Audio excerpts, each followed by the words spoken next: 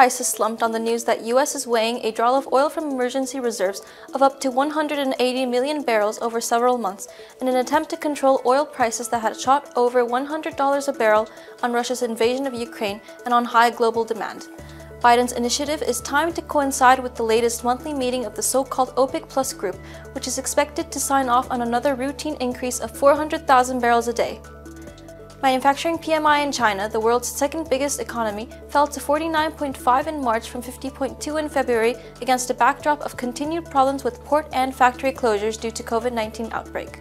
At the same time, non-manufacturing PMI slipped from 51.6 to 48.4.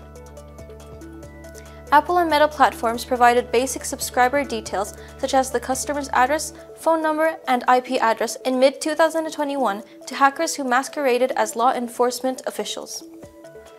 French healthcare group Sanofi said it plans to offer $1.7 billion worth of bonds, cost of financing for which would be linked to achieving concrete targets in terms of a cumulative number of patients being provided with essential medicines over the next 5 years.